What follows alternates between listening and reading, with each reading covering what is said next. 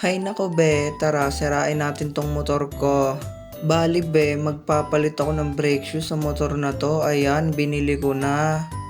Ang kailangan pala nating tools dito mga be, impact, deep socket na size 14, tsaka 10mm na T-wrench, tapos 22mm na socket wrench. Ayan lang mga be, tara sirain na natin. Dito be, ipapakita ko sa'yo yung una mong gagawin. Alisin mo lang yung nut na 10mm dyan sa exhaust bolt. Ang next nating alisin mga be, yung sensor na yan. Ang tawag nga pala dyan, oxygen sensor. Ayan, yung tinuturo ko, diinan nyo lang pababa, tapos hilahin nyo lang. Pagka nadiinan nyo na, tapos hilahin nyo lang pababa, maalis na yan. Next naman be, yung tornilyo, yung size 40 na yan, dalawa yan. Ewan ko sa nila huling pinagawa, bakit kulang ng isa. Tapos next natin, yung rear nut, luwagan din natin yan. Tapos yun, yung tinuturo ko na yun, luluwagan din yun para maalis yung mags. Huwag nyo ako gagayahin na turo ng turo ha, baka manuno kayo. Parang may naamoy ako hindi maganda.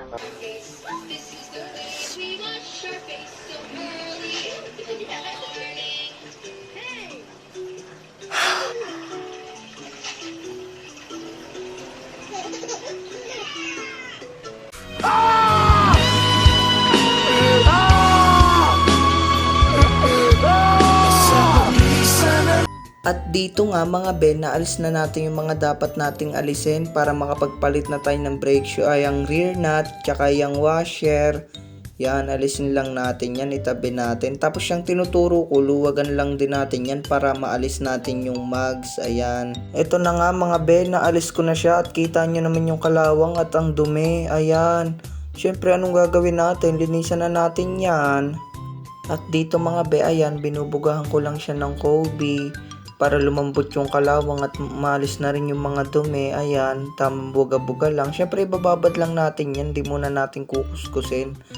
Ayan, baka naman Kobe, ano na, Charies. At dito malinis na rin yung kakapitan ng preno natin mga be. Ayan, ang ginamit ko pala dyan panlinis gas. Dito kung makikita nyo mga be, ang nakakabit ay yung luma. Ayan, hindi ko kinabit yung bago kasi hindi siya kasya.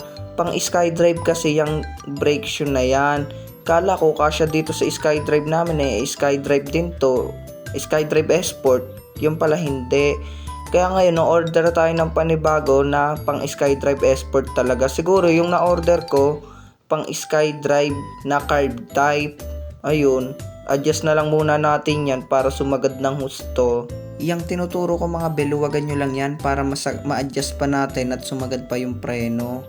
Tapos ayan, luwagan nyo lang yung bolt na yan sa brake arm para ma-adjust natin yung brake arm mga bakla. Dito naluwagan na natin at pwede na natin i-adjust yung brake arm. Umorder na ulit ako dyan ng panibagong brake shoe. Nagantay nga lang pala ako dyan ng 2,000 years. 2,000 years. At ito na nga be, after 2,000 years, dumating na ang ating brake shoe na pang SkyDrive Sport. Ayan, galing pa yung Indonesia. Huwag kayong order ng ganyang brake shoe o pang SkyDrive, hindi siya swak sa SkyDrive Sport. Kaya tara, ikabit na natin yung bago. Ito na mga be, alam nyo na to. Ito lang ulit yung mga tools na kailangan natin. Impact, T-wrench na 10mm, 14mm na deep socket, tsaka 22mm na socket. Ayan lang mga be, tara ikabit na natin yung brake shoe. Ano pang hinahantay nyo mga be? Ayan, syempre alisin na agad natin yan. Diinan nyo lang yan, tapos hilahin nyo pababa. Ayan, ganyan lang. Katulad ng ginagawa ko. Diba, naalis na agad? Syempre, mga bakla, ang next natin dyan, yung 10mm na nut. Ayan, luwagan lang natin yan, dalawang yan. Katapos luwagan ng dalawang 10mm na nut dun sa ilalim, sa may exhaust bolt. Luwagan lang din natin yung 14mm na yan. Pagkaluwag nyan, alisin lang yung bolt. Tatakin nyo yung tambutso, paalis. Paalis ba? Pababa? Basta ayan, alisin nyo. Ganun lang yan kasimple.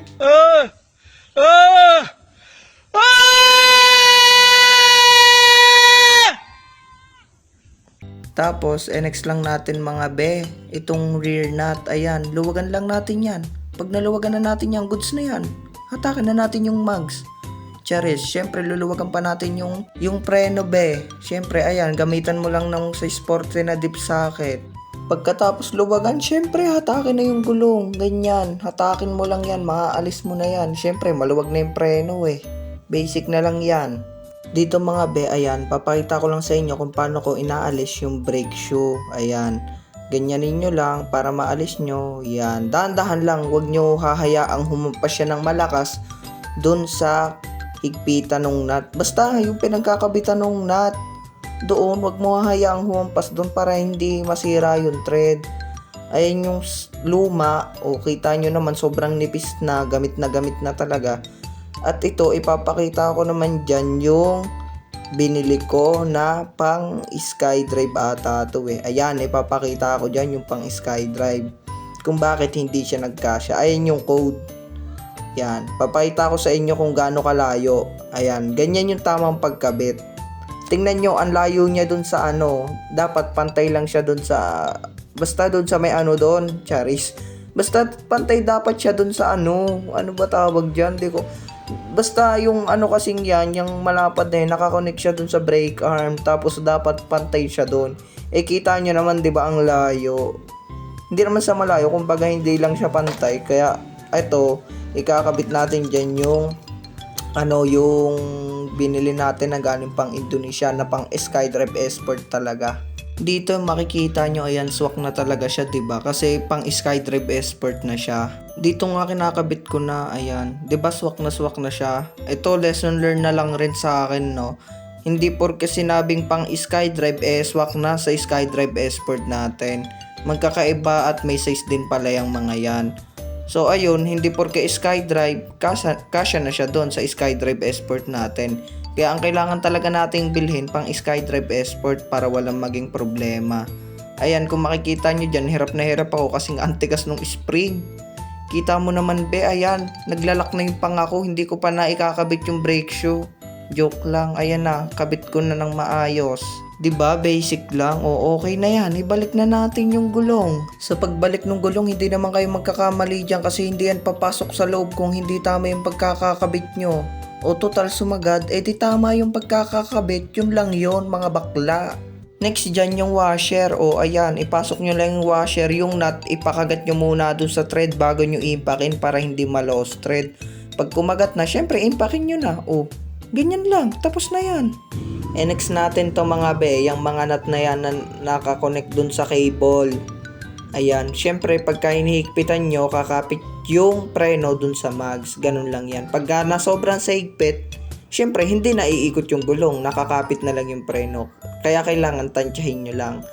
Tapos ayan, pagka hinihigpitan nyo, ang ibig sabihin yan, pinapababaw nyo yung sa lever, tsaka pinapakapit nyo yung preno dun sa mags. Ganyan yon.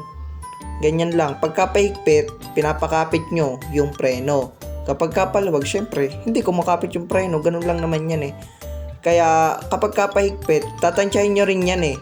Pangit kasi yung sobrang babaw na preno, pangit din naman yung malalim. Kaya dapat doon ka lang sa gitna. Makikita nyo dyan, ayan, tinatry ko. Pag hinigpitan ko yan, ibig sabihin malalim pa yung preno. Kumbaga, hindi agad siya nakagat. Kailangan mapiga mo muna ng sagad doon sa brake lever bago siya kumapit. Kaya ayan, hinigpitan ko para mas bumabaw yung pagpiga doon sa lever. Kung dati sagad, ngayon kalahati pa lang kumakagat na yung preno. Ganon. Pag na-adjust nyo na at nakuha nyo na yung tamang timpla, dako na tayo sa next. Natansya nyo na at nakuha nyo na yung tamang timpla. Ayan, niluluwagan ko. Ibig sabihin, masyado siyang mababaw.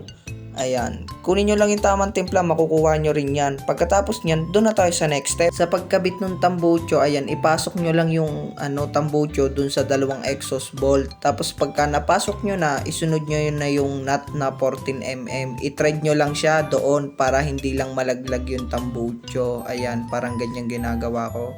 Pagkatapos, syempre, next lang natin yung sensor, oxygen sensor. Ayan, ipasok nyo lang yung ganyan. Okay na yan, idiin nyo lang. Yan.